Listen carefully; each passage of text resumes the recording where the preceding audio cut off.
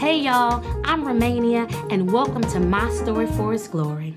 I believe that we overcome by the blood of the Lamb and the words of our testimony. I want you to understand that that thing that you went through, that thing that you survived, is going to be the strength that a person next to you needs to make it through. So if you want to share your story, I need for you to contact us at 757-339-0372.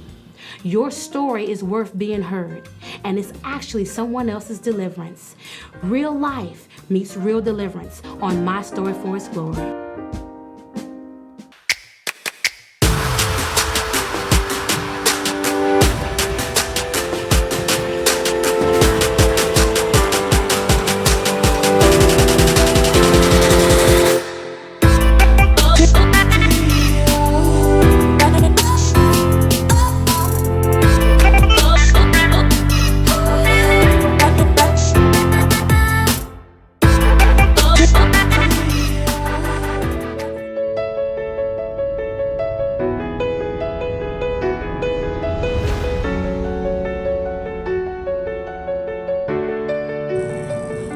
Hey y'all, it's Romania from Bountiful Blessings Ministries. Welcome to My Story for His Glory.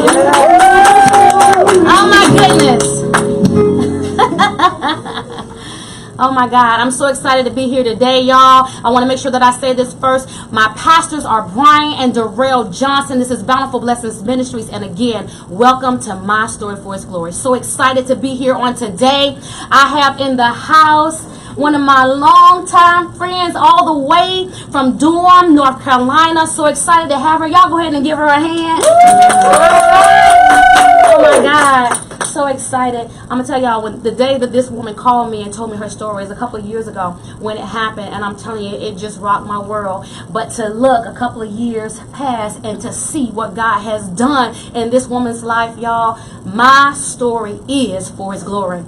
It's awesome. It's phenomenal. So the title today is She Stayed to Live the Life, Ran to Save Her Life. Woo. And I'm telling you, her life has been saved. God has done a work. And when you guys hear her story, you're going to know just what we're talking about. Amen. All right. So anyways, I want you to go ahead and share. Make sure that you like it, that you comment. Throw up some hearts. So y'all give us some love in this place because we need it. We love you guys too. Just make sure that you share it and let people know, because there are so many people out here that are dealing with this particular issue. Domestic violence, y'all. It's an epidemic. It's real and it's happening to so many people. And because of the nature of it, they're not seeking help. They're not getting the help that they need. And they need to know that they're not alone.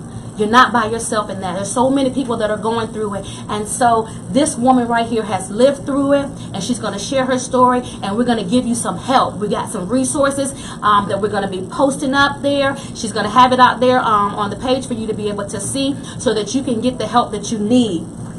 And of course, you guys, you know, I have my stats, because I want to make sure that you understand that truly this is an epidemic, okay, and it happens every day, and so we need to do something about it. It says that every 9 seconds a woman is beaten. Every 9 seconds. 1, 2, 3, 4, 5, 6, 7, 8, 9. A woman is being beaten right now, y'all. Okay, that's something to think about. 3 women are murdered every day by their current or former male partner. Every day. 3 women lose their life to this. Okay? And this is the last one. 4,774,000 women in the U.S. And we're not talking about the nation, because I want you to think about what could be going on in some of these different countries. Okay? But in the U.S., experience domestic violence every single year. Almost 5 million women are dealing with this. It's an epidemic. Okay? And so, again, we have Lisa Mack in the house. I want her to share her story. Start looking on the page. If you're dealing with this, we have information about the hotline up there. It's 1-800-799-SAFE. It's the National Domestic Violence Hotline, okay, if you need help. But I'm going to go ahead and turn this on over to Lisa. Tell us your story. Well, all my life I've just been really, I worked hard. I took care of my children. I went to school full time. I worked full time. And when me and my husband, when we got married, we had a good life. Everything was good at first. And it just all of a sudden just turned bad. He started drinking, and once he started drinking, it's just like everything just kind of like went downhill from there. He didn't drink. So he didn't used to drink at all. Okay. No, because he always said he wanted to make sure that he was able to have full control. And I never knew what that meant. Wow. But I found out. Because definitely when he drank, he was a whole nother person that I really didn't know. But, he took care of us. He made good money. And we were able to have, a lot of things that I wouldn't have had without him. We had cars, we had money, we had a nice, big house. How many bedroom house, Lisa? 5 bedrooms and a big bonus.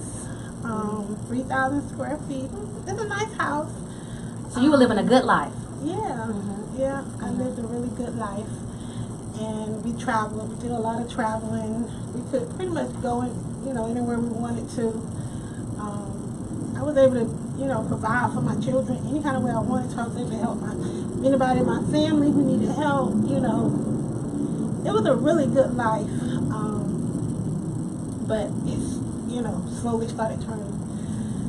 Once he started drinking, he started hanging out all night, cheating. There was always some verbal abuse. And I could see, signs of things that I kind of ignored because I didn't want to not give up the life, but, it was embarrassing. Especially for me, because of who I am, because of, my family, knowing how I am. It was really just embarrassing. I mean, the first time that we had a physical altercation was 2 weeks before my wedding. Wow. And I'm like, what am I supposed to do? Am I supposed to cancel everything? Wow. Everything was paid for. So I went on with it. I went on with the wedding, and that's probably the worst mistake I ever made in my life. But I did it, because I didn't want to disappoint anybody in my family. I went on with it. Because it's embarrassing. Yeah. When a lot of us feel. When we're caught in that situation, it's embarrassing for people to think. I mean, like she said, because I want you guys to know. Now, I've known Lisa for quite a few years, okay? And what I know of her, this is prior to the marriage. I know that this woman worked a full-time job. She was a single mom and went to school full-time, okay? And she did that to get her associates onto her bachelor's, and now this woman has a master's degree. So she's not somebody that was just looking for somebody to take care of her. She worked, and she worked hard, and they knew her to be strong, okay? And that's where a lot of us women get caught up in, for those of us that think that we're strong. And because of that, it causes us to not want anyone to know. This is embarrassing. Oh my God. How can I back out of this? Like she said, at her wedding day, 2 weeks before her wedding day, is the first time that he beat her. But because of that shame, she went forward. Yeah. So the next time that it happened, Lisa?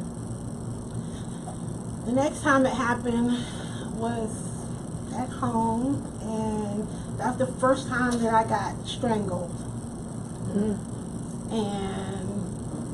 it was just unreal. What happened? Life. Well, he had been staying out all night, and I wrote him a letter because, I was just really upset. I wrote him a letter and just explain my feelings, you know. And when I came home from work, I worked third shift, he was standing there and I could tell something was not right. And I went in the bathroom, I put on my night clothes, I was going to go to bed, and he came to the door of the bathroom and he was like, "Are you ready to die?" And I'm like, "Huh? Wow. What are you talking about?" You know, he's like, "Are you ready to die?" I'm like, "What?" He took the letter that I wrote to me threatening. And next thing I know, he kind of like chopped me in my neck. Oh my God. Wow. And then he strangled me. And it probably went on. He had the music up really, really loud. His son was there. The music up really, really loud, so no one could hear what was really going on. And the strangling didn't go on that long, but it went on long enough. My tongue had swelled. Wow. It was purple. My throat was swollen, and he just screamed and cussed and fussed. I mean, about everything, not just what was going on then. It was just so much, and I'm like, what is all this coming from? It was just, I couldn't believe it. And afterwards, he would be really, really nice. I mean, he wanted to be sexual. Wow. You know, and I'm like, I'm crying because I'm hurting. I'm literally hurt. And he wanted to have sex? he wanted to have sex. Yes. It was just unreal. I never in my life thought that I would go through anything like that, and I still didn't say anything. You didn't tell anybody? Nope. And nobody knew? Nobody knew. I stayed away. I did go to work, but I didn't tell anybody. I did not tell anybody. And then the second strangling was, of course, the night that my marriage ended, March the 7th, 2015, the night I will never, ever forget. I mean, of course, in between that time, there was instances where, you know, violence took place. How long were y'all married? 4 years. Okay. Yeah. And so I remember you said 2 weeks before the wedding Yeah. is the first incident. Yeah. So this went on, the beatings and all of that went on for... Throughout the whole marriage, but it was mainly verbal, but the physical abuse, it would probably happen, you know, it wouldn't be like back to back to back. Maybe once a year or something like that, you know. But towards the end, you know, it was just the verbal abuse was just, he would threaten to kill me. I do want to ask this, Lisa, as far as he's concerned, okay, because this is a man that you have been with for years. Yeah. Your second child is by him, who is what? She's 5 years old. No, Oh, Chrislyn, my daughter. Uh-huh. She's 18 years old. she's 18. Okay, so you've known this man for a while. You guys have been in a relationship for quite a number of years, and y'all get married. Okay, you have another child by him. What happened where had never done this before, and then 2 weeks before you get married, it's a man that you don't know anymore. Right. What? There had to be something that happened with him. Something. No, I still to this day don't understand it. Okay. Because I don't know what happened. I mean, I seen signs, and trust me, his family members, his sisters, they told me, they were like, "Are you sure you know what you're doing?" But I was in love. I was So they in knew some love. things that you didn't know. Yes. Wow. Lots of red flags. Okay. And yeah, they had seen him do things before, and in my mind, I'm like, that's not gonna happen to me. You know, this man loved me, and I knew it. I felt it. You know.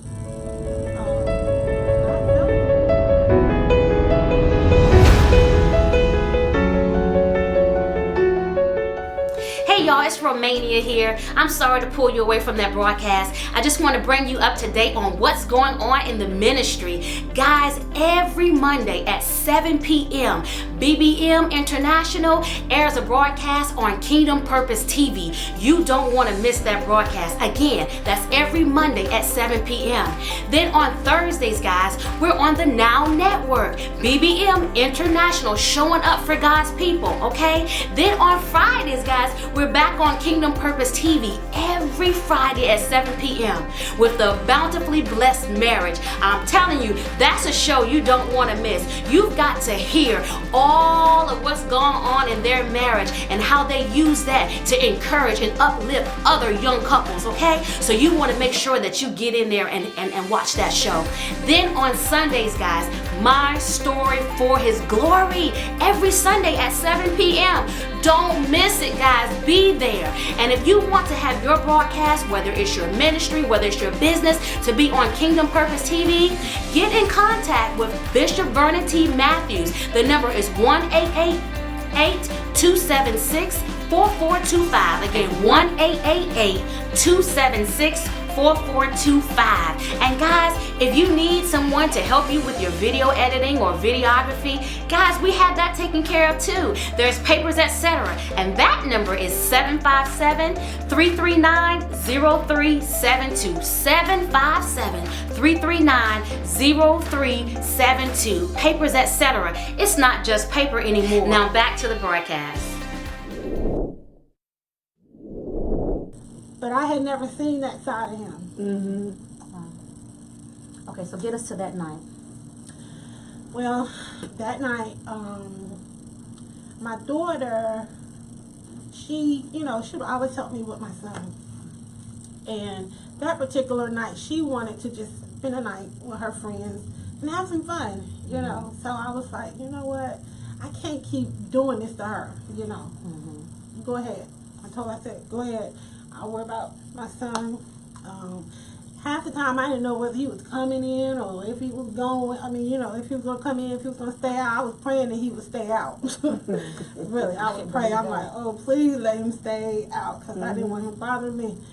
But this particular night he came in. I can't remember what time it was. Somewhere between 1 and 2 a.m. And I could tell he was drunk. It felt like something else was going on, but I couldn't be for sure. You know, I don't know. But he came to bed and he was like, well, first thing, I called out from work because, like I said, I didn't know. I let my daughter go and I didn't know if he was coming or not. So, right, you needed somebody to make sure your child was taken care of. Right. Yeah, so the easiest thing to me to do was I called out from work. I told him I wasn't coming. So he got there and he was like, so what's the plan for Calvin? I said, I'm going to be here. I called out from work. And you would have thought, I mean, that's how it started. He's like, you called out from work. You didn't ask me. Oh, wow. Yeah, I mean, the relationship got to the point where I wasn't a wife anymore. I was like a child. I had to ask. That control thing. Yeah, I had to ask. He felt like I should have asked him if I could call out from work, and I didn't. And he was so mad about that. I mean, he was really, really, really angry about it. And he started, once again, cursing, fussing. Next thing I know, he was like on my face, and we're laying in the bed. My son was, in the bed too. He was asleep. And I said, I can tell that, you've been drinking. And when I said that, he got up and he went in the bathroom, and I just heard water running. I'm like, what is he doing? And I looked, and he was taking water from the shower and just putting it all over the floor. And I was so confused. I'm like, why is he doing that?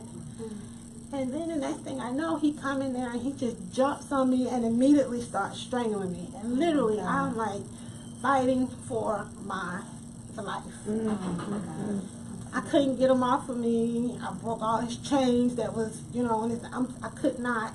He overpowered me, and I don't know how I got on the side of the bed, and I remember reading somewhere where it says if somebody's strangling you, to pretend like you are dead. And that's what I did. I pretended like I was dead, and that was it until I remember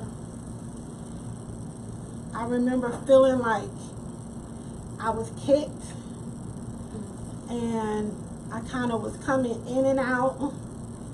And I remember, I just seen a round circle, and I was just seeing different stages of my life. Wow. And I remember waking up, and it happened like 3 times. I was waking up, going back out, waking up, going back out, and I was just screaming and screaming. I don't know if I'm actually screaming or if it's, I don't know. But I know I feel like I was just screaming and screaming.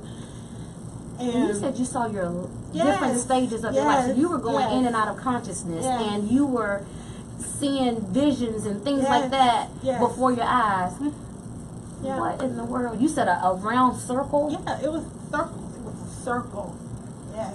Just stages of your life. Oh my God. Yep. And then when I finally woke up, I see him standing over me. Of course, cursing, screaming, and I just remember being in so much pain. My whole body was just aching. I couldn't figure out why am I hurting so bad. I don't know what he did to me while I was out, and he was just screaming, "Get up, get up! If you don't get up, I'm gonna do it again." He wanted me to go to the bathroom, and it was just every ounce of strength in me. I just got up. I crawled to the bathroom, and when I got to the bathroom, I looked down. I'm like, there's that water, and he's looking at me like he wanted to push me. He wanted me to fall. I could just tell he was really. That's what he put that water down there for. He wanted me to fall. Oh my God. So he was staging your death. Yes. Staging her death. Yeah. And then when he had, I looked in the mirror and my face was it was blood everywhere. And I'm like, what on earth happened? Couldn't figure it out. I'm like, what on earth happened? So he gave me a rag, and he made me wash my face. My lips had, I guess he had hit me. My lips were busted, and that explained the blood all over my face. My finger broke, and it still broke to this day. You can't straighten that out? No, my daughter, she wants me to get it fixed so bad. I'm like, no, that's my reminder. That's right. That's my reminder of what I went through, and my strength to know that I'm not going to do it again. That's right. And that's good too, because I talk to, or I'm not going to say like I'm an expert at all, but when you have friends that are going through different things, because I know that I had a friend that used to go through that, and when we think that we're strong women, because God has had to break me down in some areas to let me see, oh, you thought you were strong. Let me show you this. Because a lot of times we look at these women and we think that they are weak. Why you can't leave? Why you staying? Why you going through this abuse? They're not strong enough. And that's what we got to get down and start praying for them. And we got to encourage them. Because, back then, I just thought she was weak. I'm like, I can't even deal with you. What is wrong with you? I done came down here and did this, and that. And she couldn't leave. But what she said right there, that's it. Forgive them. Don't you ever forget. No. Don't forget so that you won't go back. Because if you forget, you can so easily walk right back into what God has delivered you from. But forgive. But don't you go back. Yeah. So I don't blame you. I probably wouldn't get mine fixed either, because I would want to remember. Yeah. I almost lost my life. And the fact, and it's something that you mentioned to me when we were talking. You said that water on the floor, you said that he wanted you to get there. You knew he wanted you to get there. And you told me that he was trying to push you down to make you fall. Like those injuries came from that. Something, you know what I'm saying? Yeah. But he did that before he even laid a hand on you. Yeah. Yes. He came in there with a purpose. And even the blood on the rag, after, he went and got some spray and made me get all the blood out of the rag. Oh my God. So that it was, you couldn't see it. Wow. And Premeditated. yeah, he cursed and fussed once more, and I guess he just got tired, and once again, he wanted to perform sexual act, and I'm like saying to myself, oh my gosh, but at that point, luckily my son woke up, and he was crying, and I guess my ex, he got really agitated with him and started cussing at him. My son was 2 years old, and somehow my son was looking at me, and I told him, I just said, and he understood.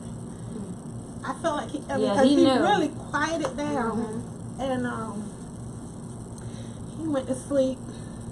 My ex, he went to sleep, and when I knew he was asleep, I got up. I only had on my night clothes, and literally my night clothes were drenched because when I woke up, I was laying in a puddle of my own body fluids. So my night clothes were drenched. They were wet.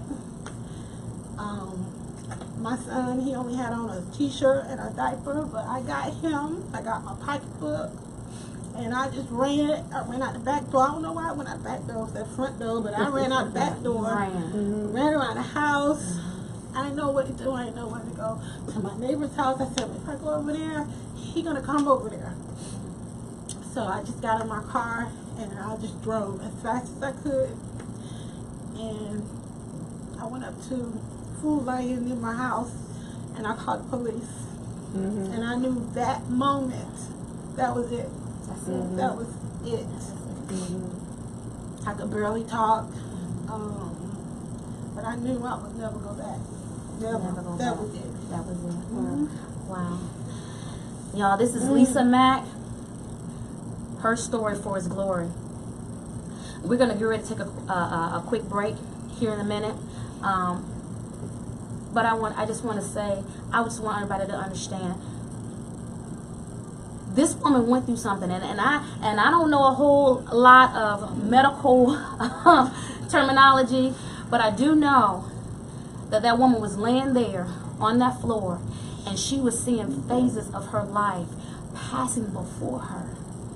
She lost consciousness. She was leaving here, but God gave her the strength. He brought her back and kept her here so that she can do this work that y'all going to hear about when we come back for the glory segment.